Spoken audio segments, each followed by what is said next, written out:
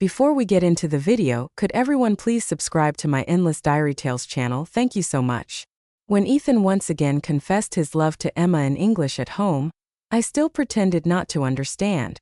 However, he remained immersed in the dreamlike illusions of our past life, waiting for me to devote my life to him once again, letting him indulge in his platonic love with Emma. But this time, he didn't even bother to give me the promise of marriage.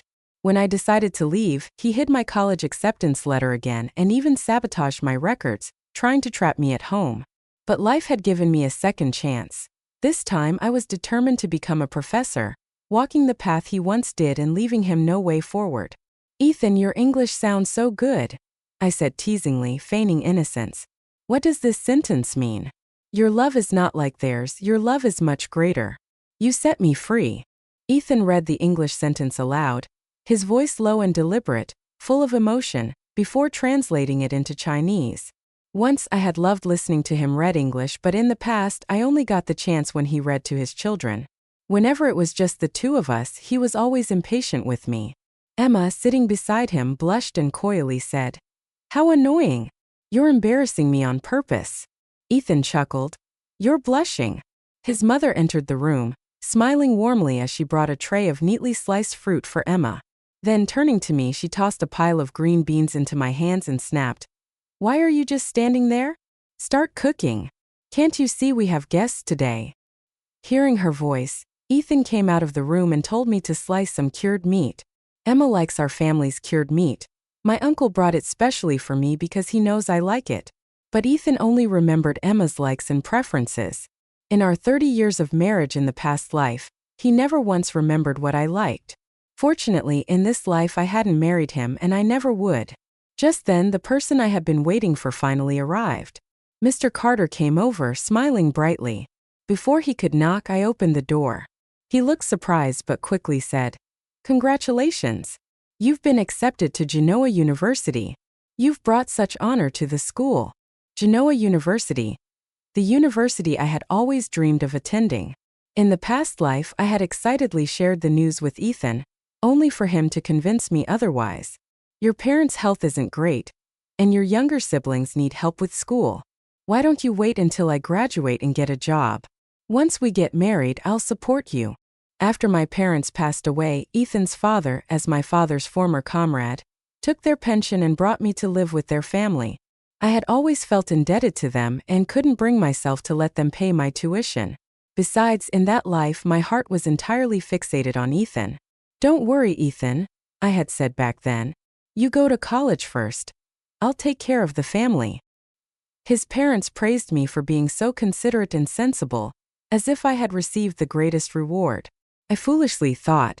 I thought I'd have my chance later, but after Ethan graduated, got a job and married, he never mentioned my education again. He even complained that my night classes were disrupting his rest and hindering his progress. This time, however, I was determined to live for myself. Mr. Carter added, "The official admission letter probably won't arrive until the end of the month. I'll help you apply for a scholarship. This is a rare opportunity." At that moment, Ethan's younger siblings, Jack and Lisa, burst into the yard, nearly knocking over Mr. Carter. In a past life, these two troublemakers had caused me no end of frustration. This time, I couldn't even be bothered to scold them. Their mother's sharp voice rang out from inside the house. "What are you doing? Hurry up and make dinner. Everyone's waiting to eat." I turned to Mr. Carter and said deliberately, "When the admission letter arrives at school, please hold on to it for me. I'll pick it up myself." I emphasized the word myself, and Mr. Carter seemed to understand. "Of course," he said. I let out a sigh of relief.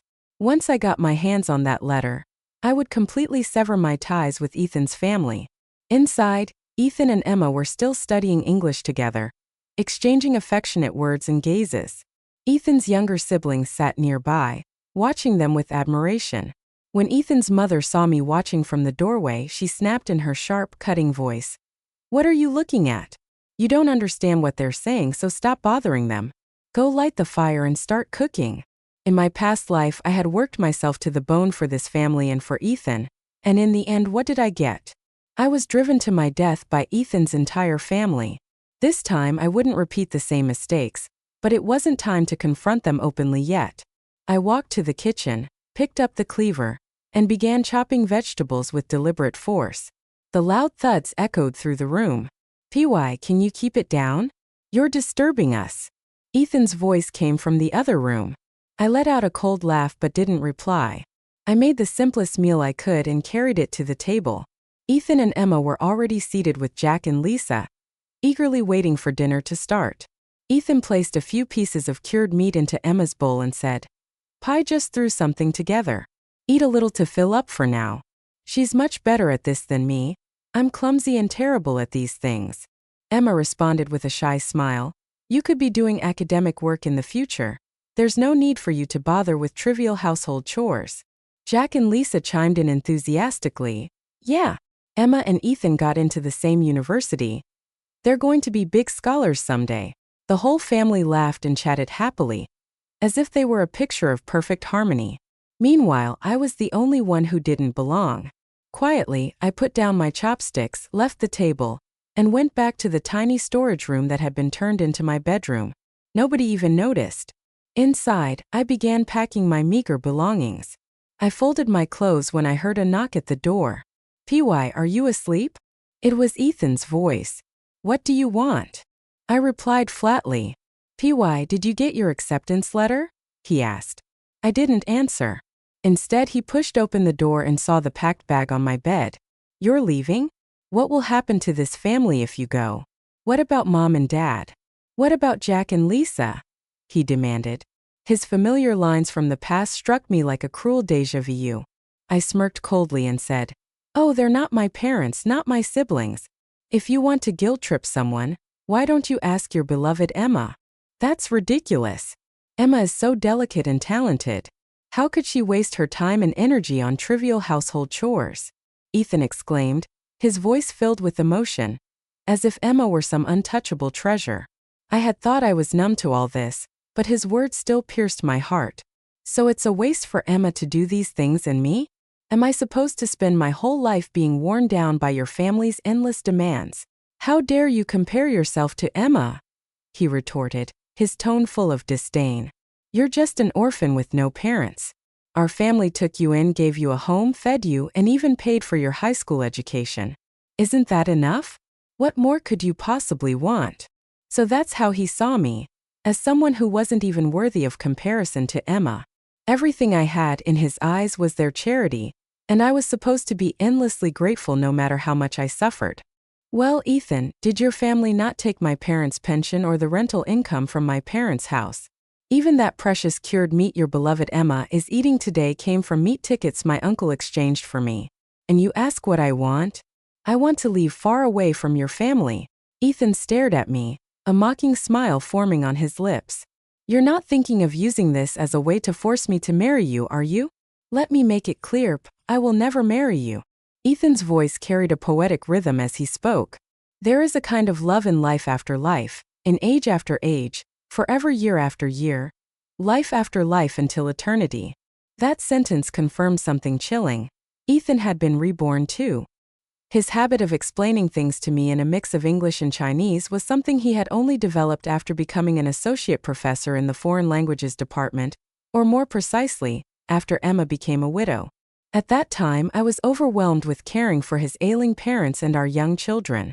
Still, I squeezed in every spare moment to learn a bit of English, hoping to feel closer to him. As a professor of foreign languages, he often had opportunities to go abroad.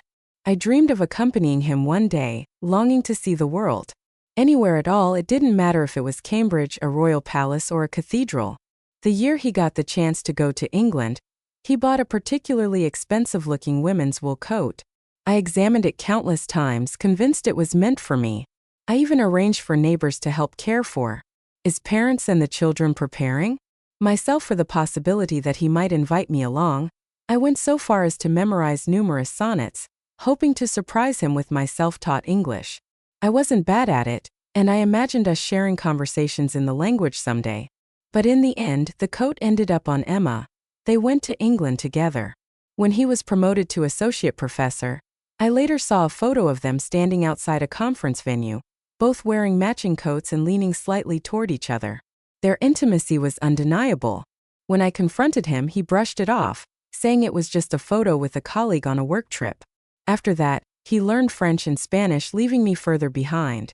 He became more impatient with me, and I stopped trying to bridge the gap. It wasn't until after his death that I realized the truth. The languages he studied were not for academic pursuits, but to communicate with Emma in ways I couldn't understand. They were a tool for him to flaunt his bond with her in front of me. Subtle, romantic, and impossible for me to penetrate. My decades of effort seemed like a pitiful joke. I seem to have loved you in numberless forms, numberless times, in life after life, in age after age, forever. I recited in perfect London accented English, then translated fluently into Chinese.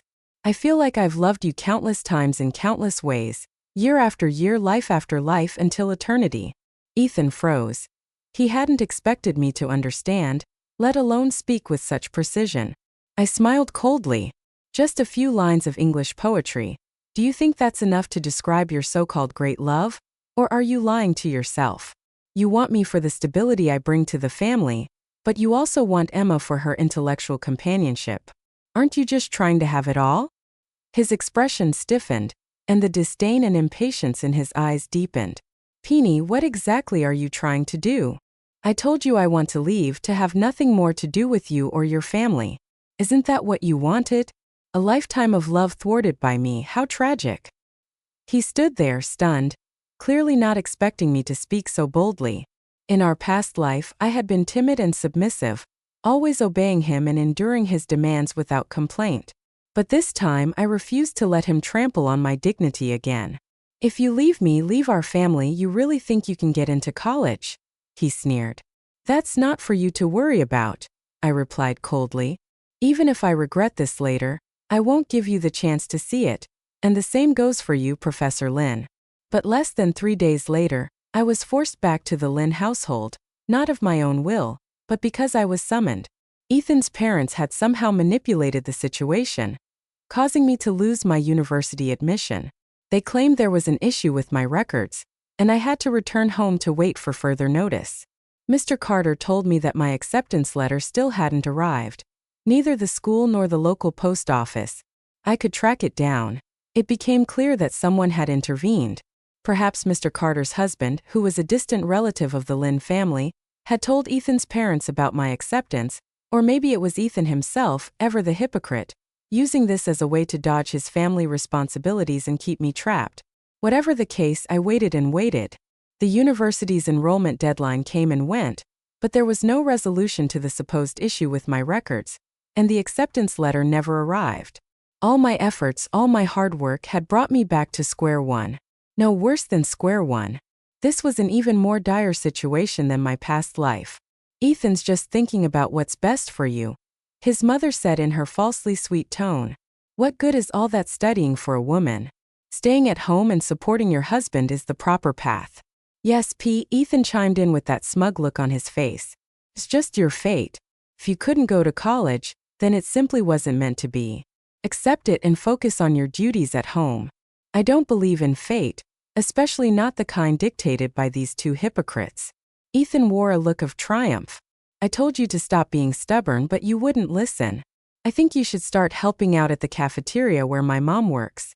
That way, you'll have an easy transition when you take over her job. Did he really think he could trap me this way? Ethan, you're wrong. Even if I don't go to college, I will still be 100 times better than a hypocrite like you. With those words, I left the Lin house. I didn't turn back, no matter how loudly they yelled behind me. On the road, I bumped into Emma, dressed in a brand new skirt and carrying a shiny leather handbag. She smirked at me. Oh, if it isn't P, the girl who got into college but couldn't even attend. Look at your shabby clothes. Even if you went to university, you'd just be wasting the spot. Better to leave it for someone who truly deserves it. I stared at her handbag, the fine Italian leather glistening in the sunlight. I recognized the brand. In my past life, Ethan had bought Emma a similar one after he'd become successful. That time, I had been haggling with vegetable vendors at the market over a few cents, while Ethan dismissed my complaints with, "What's the point of buying you nice things? You don't have anywhere to wear them. It's better to give them to someone who truly needs them." They really were two peas in a pod, a pair of toxic narcissists destined for each other. Emma noticed my gaze and her smugness deepened. What's the matter? Didn't Ethan buy you anything? This skirt and handbag were both gifts from him. You'll never have anything like this. A cold chill ran through me from my feet to my head. Suddenly, everything made sense.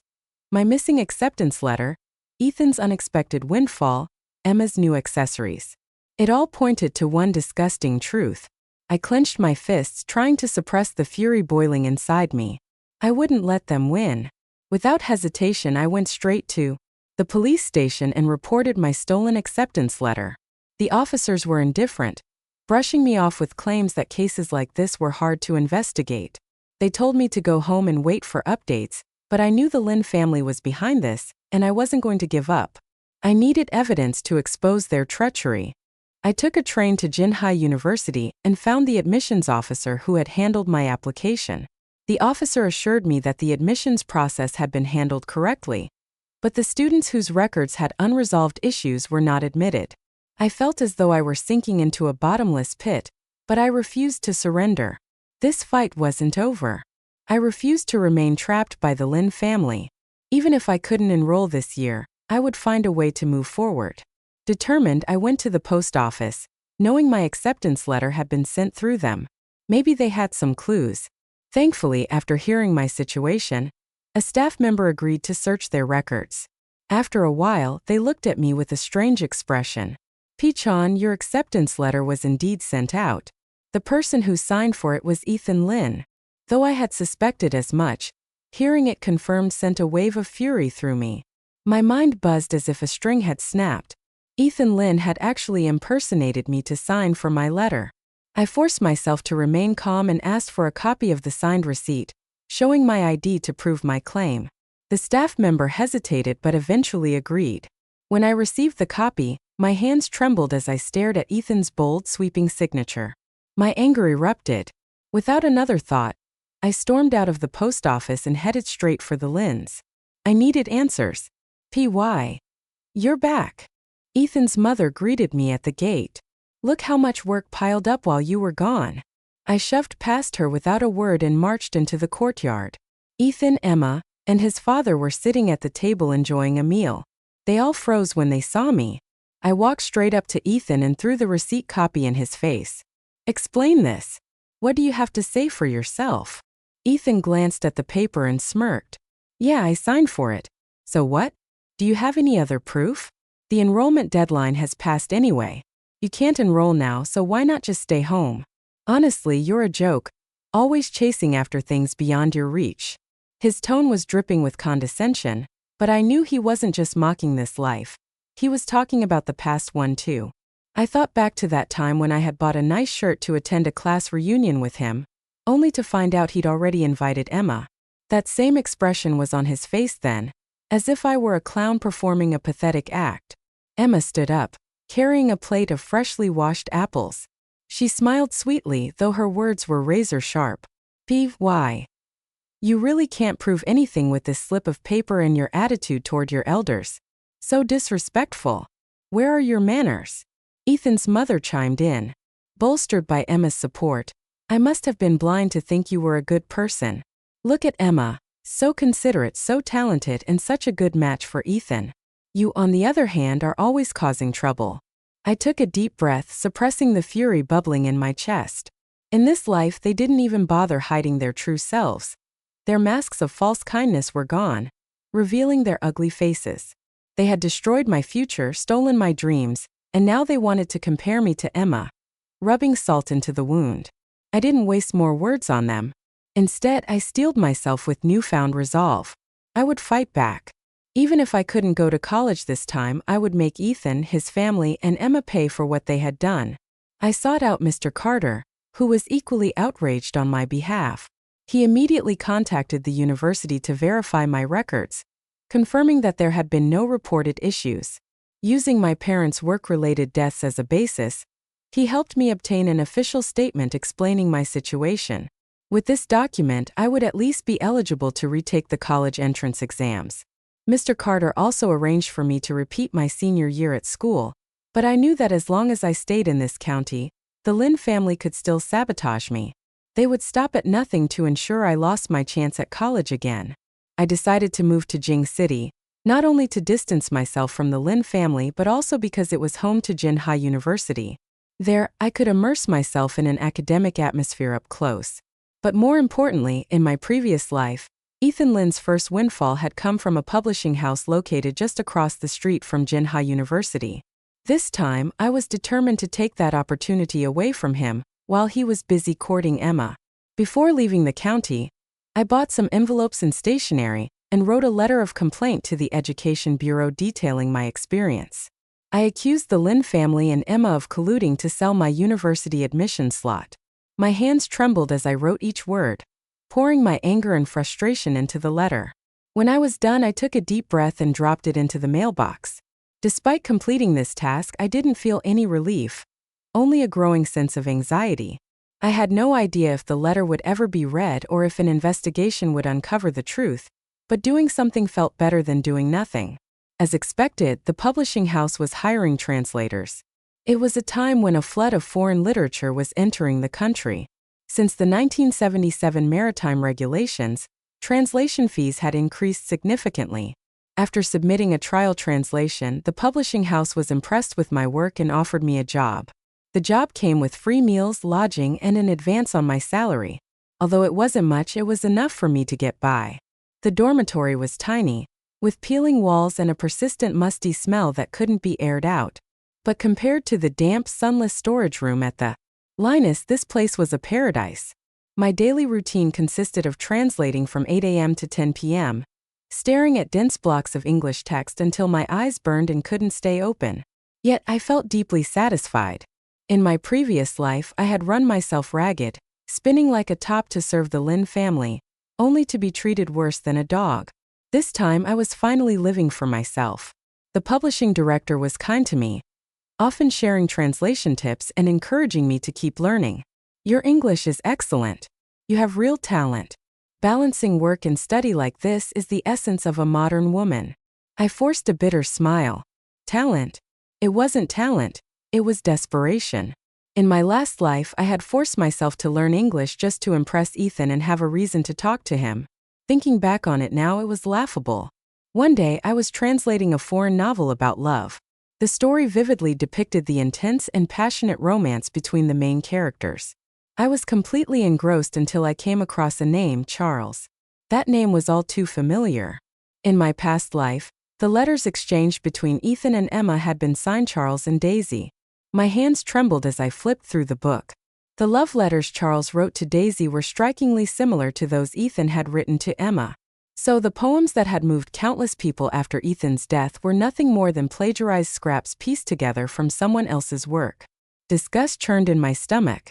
I had always believed Ethan's coldness toward me stemmed from his deep love for Emma, but now I saw him for what he truly was: a hypocritical, pretentious fraud.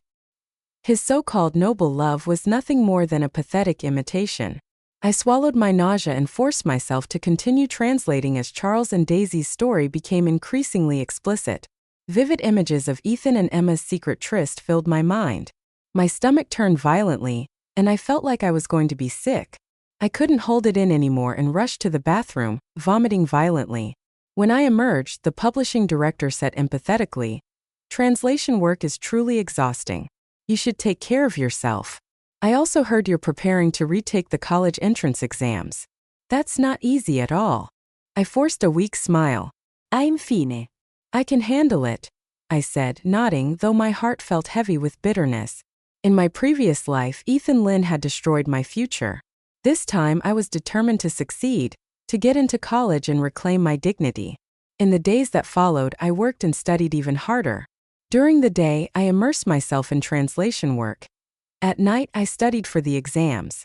I barely allowed myself any rest, fearing that if I stopped, I would think about Ethan and Emma, their betrayal and the pain they had caused me. The memories of my tragic past life haunted me, pushing me forward relentlessly. Finally, my hard work paid off. I was accepted into Genoa University. Again overwhelmed with joy, I nearly burst into tears. Tears holding that acceptance letter in my hands was more than just grasping a piece of paper. It was holding on to a new beginning, a new life. With my acceptance letter in hand, I went to the publishing house to resign. I knew you could do it, the director said, beaming with pride. You're always welcome back to continue translating. I'll even raise your pay. I smiled and nodded, but my heart was a whirlwind of emotions.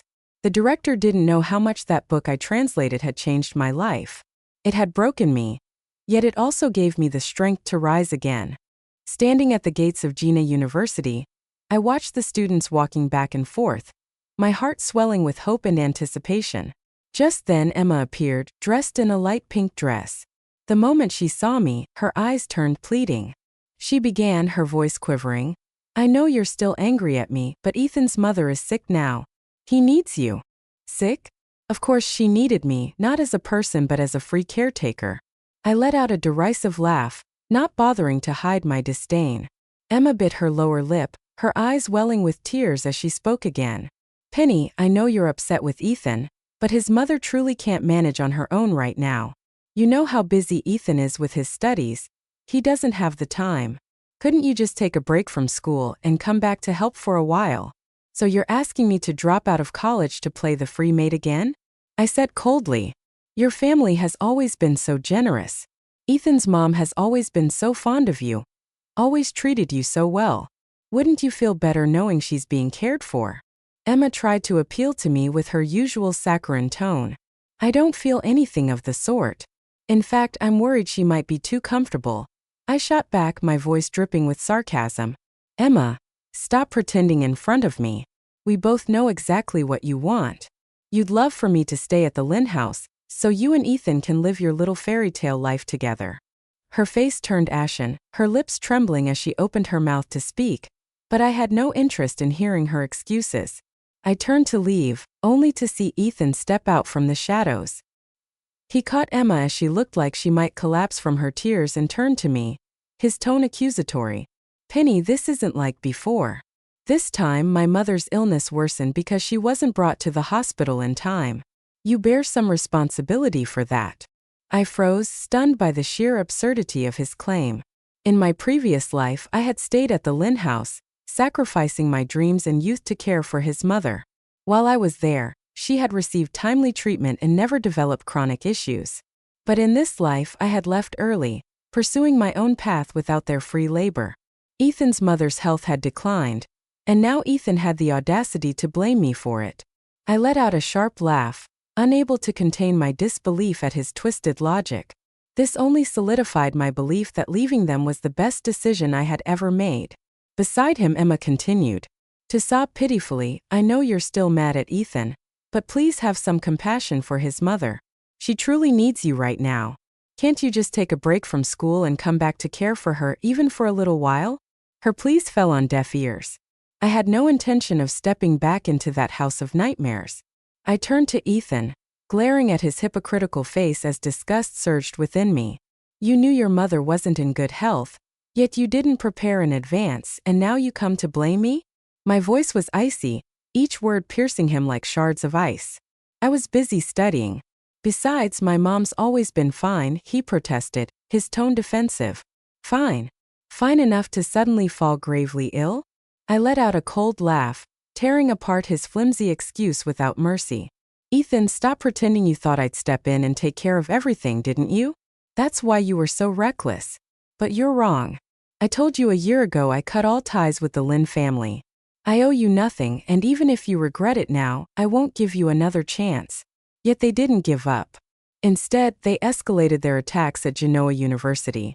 Rumors spread like wildfire, painting me as an ungrateful, heartless woman who abandoned her ailing foster mother. They even plastered large posters on the school bulletin board, accusing me of being a selfish ingrate.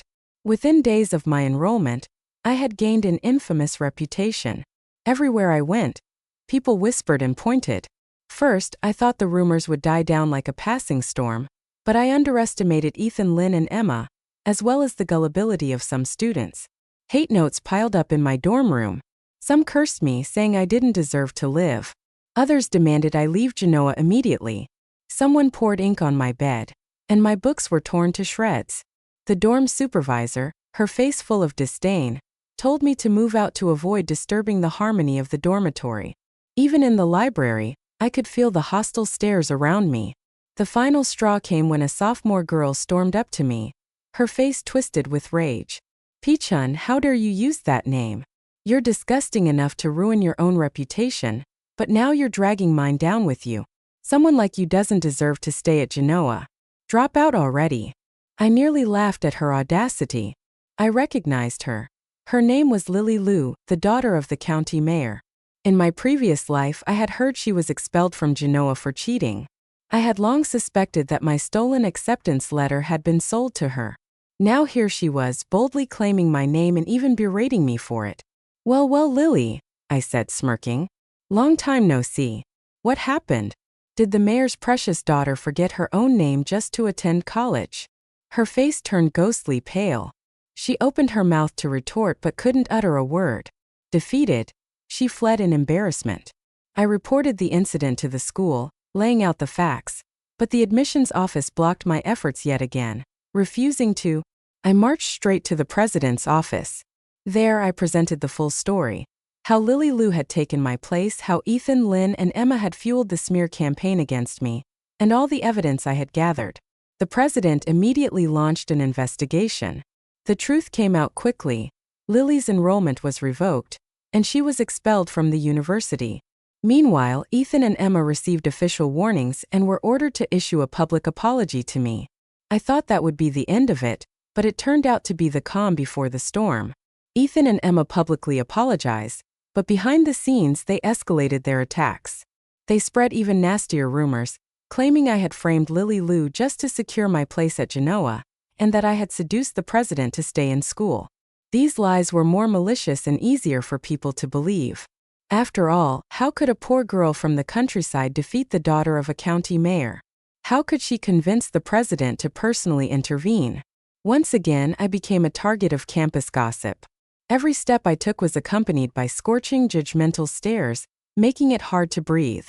Just as I was on the verge of breaking down, something unexpected happened. Ethan, Lynn, and Emma found me again, their smug expressions unshaken. "We've secured a spot in the overseas exchange program," Ethan said, looking down at me with his usual air of superiority. "We can't let trivial family matters get in the way of our future. It's best if you know your place. Drop out and go home to take care of your mom. But don't get any ideas.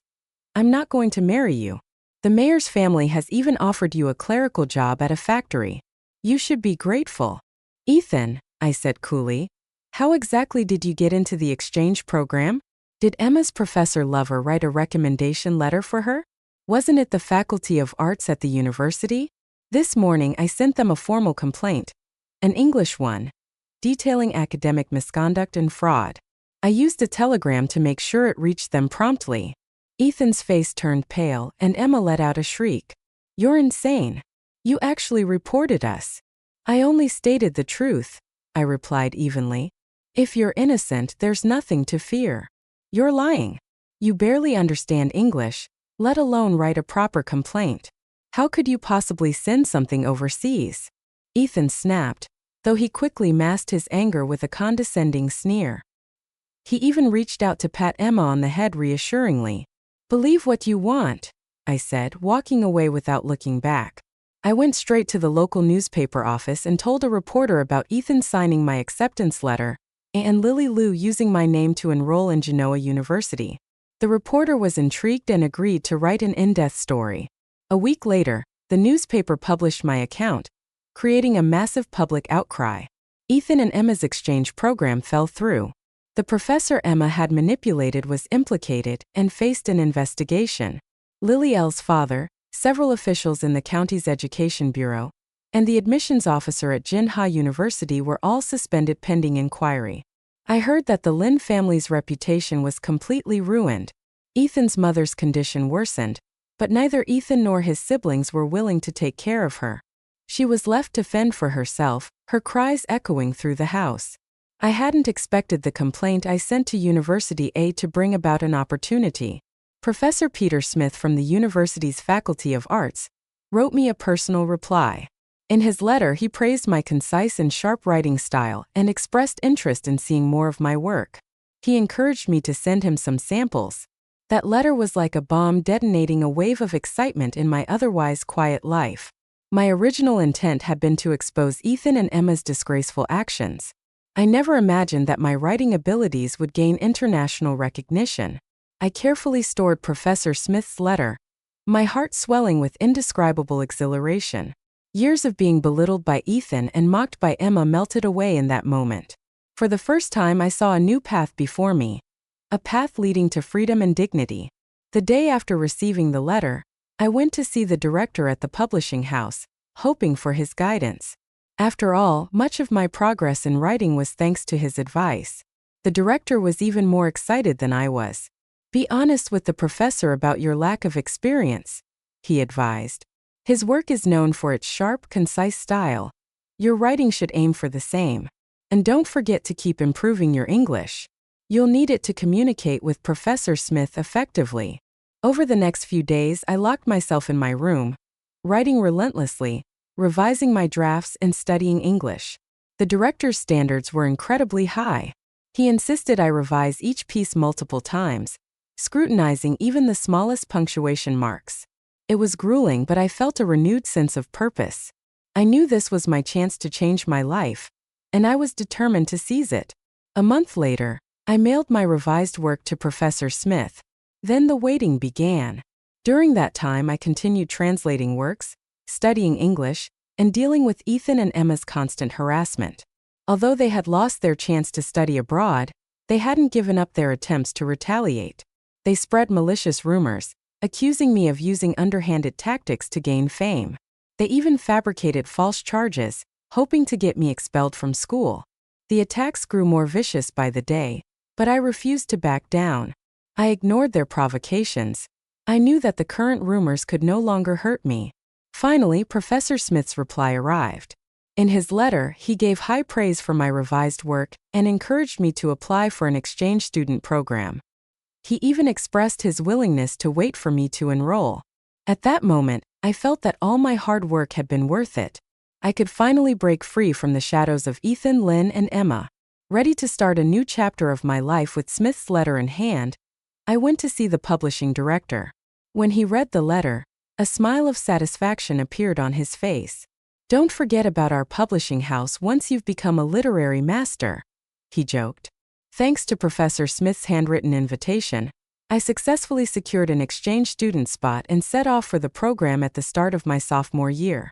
Life as an international student was much harder than I had anticipated. The language barrier, cultural differences, and heavy coursework left me feeling overwhelmed at times. Professor Smith had extremely high standards.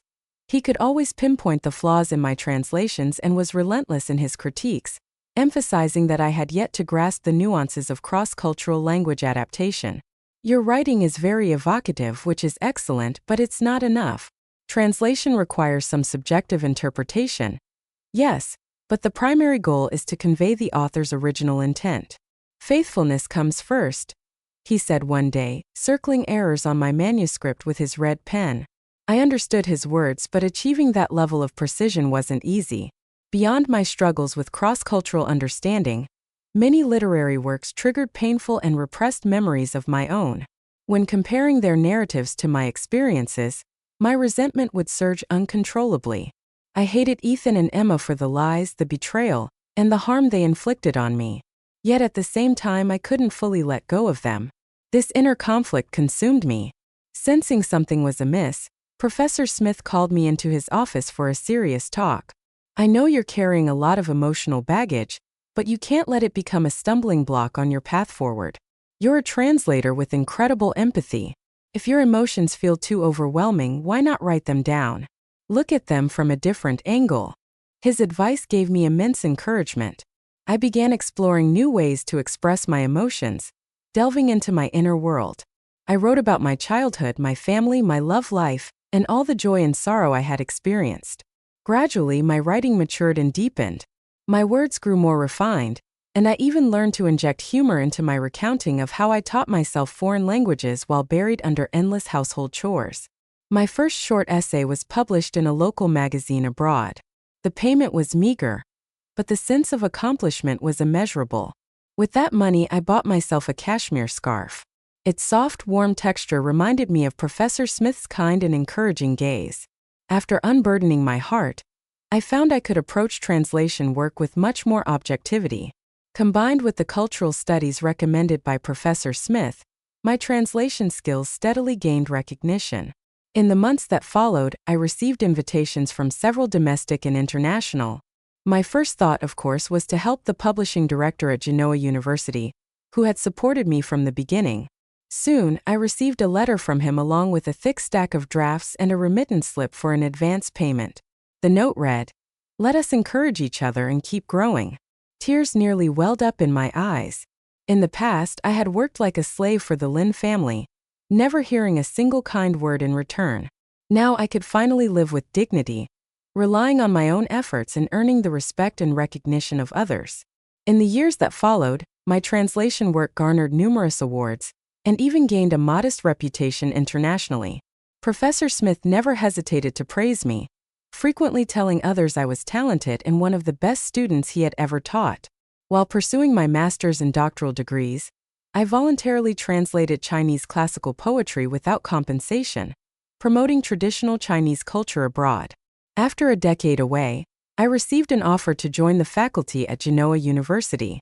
I decided to return home, eager to share what I had learned with the next generation of students. When my plane landed at the capital airport, I took a deep breath. The air of my homeland was both familiar and strange. After so many years, I was finally back, carrying the honor and achievements I had fought so hard to earn. My uncle and aunt, who had received occasional financial support from me over the years, came to pick me up. Following my advice, they had used the money wisely. Besides sending my younger male cousin to school, they had also enrolled my two younger female cousins in textile universities. Now both had senior professional titles and were leading comfortable lives. My aunt, who had always been a materialistic woman, had initially refused to take me in when the Lin family seized my parents' pension. She had even stopped my uncle from letting me live with them after I left the Lin family. Yet now she clung to me as though she were a long-lost mother, her tears and laughter flowing freely. "It's been so many years. You've lost so much weight. Finally, you're back. Let's hurry home. We've prepared a big meal with all your favorite dishes." When we arrived at my uncle's house, my two younger cousins came out to greet me, calling me big sister so warmly that anyone would have thought we shared an exceptionally close bond. At the welcome feast, my aunt couldn't stop serving me food, showering me with praise and repeatedly marveling at my accomplishments. Yet, between compliments, she slyly probed about how much money I had earned abroad and whether I had bought property. Her words were laden with calculation, but I kept my expression neutral, responding vaguely to her inquiries. After a few rounds of drinks, my aunt finally couldn't hold back anymore. "You've achieved so much in your career. Don't you think it's time to consider settling down? After all, a woman should have a home of her own." I raised an eyebrow but said nothing. She took it as encouragement and pressed on. "You know, Ethan never ended up with Emma. Over the past few years, he's been helping out at our house regularly. The Lin family, well, they weren't good to you, but if you still have feelings for Ethan, we could negotiate for a higher bride price. After all, you lived with them for so many years. Marrying someone else might not reflect well on your reputation." As she spoke, my aunt became increasingly animated, vividly recounting the Lin family's misfortunes. Ethan's parents had both become bedridden, and the three Lin siblings had fought bitterly, each trying to shirk their responsibilities. Ethan, under the pretense of attending university in the capital, had all but abandoned the family, rarely returning home. The youngest Lin daughter had been forced to drop out of high school to care for their parents after they fell ill. The family's finances dried up, and their expenses skyrocketed. The Lin brother had caused trouble at school, been expelled for fighting, and subsequently disappeared without a trace. "And that Emma," my aunt exclaimed, her voice dripping with disdain. "That ungrateful girl. Ethan did so much for her, and what did she do? She turned around and latched onto a Hong Kong businessman and vanished without a word. Poor Ethan nearly couldn't finish his studies because of her." I nearly burst out laughing. My report had ended both their academic careers, forcing them to scramble for new ways to secure a comfortable life. For someone like Emma, latching onto a wealthy benefactor seemed inevitable.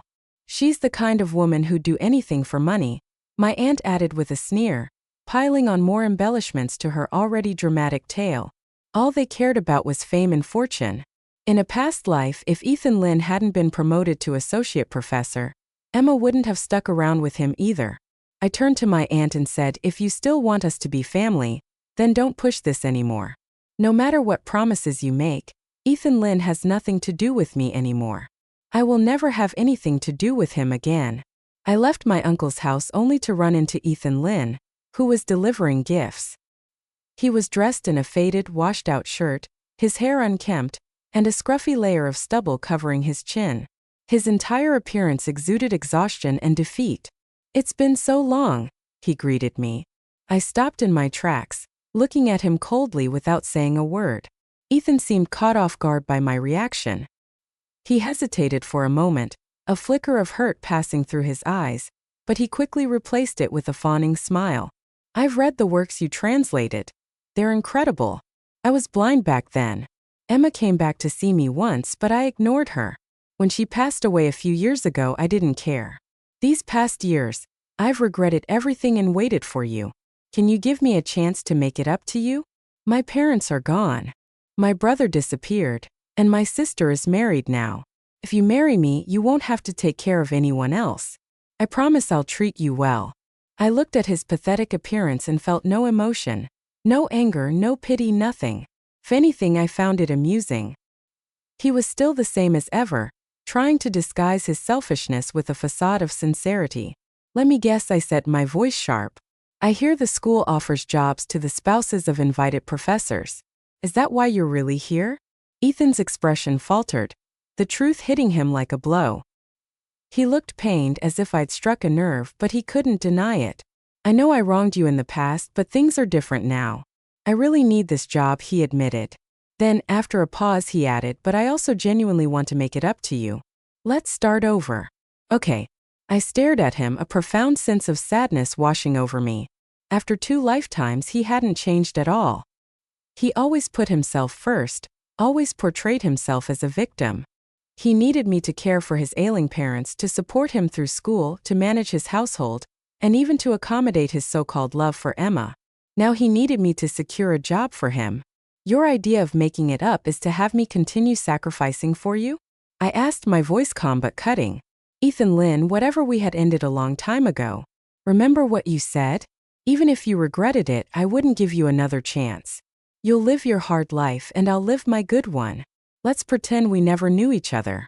With that, I turned and walked away, not sparing him another glance. He never came looking for me again. I heard later that he fell seriously ill and couldn't even work as a tutor anymore, but it had nothing to do with me. Standing on the university podium, I looked out at the sea of young faces in the lecture hall. My heart swelled with emotion. These students, just like I once was, were full of dreams for the future. I believed that knowledge could take them further than they ever imagined.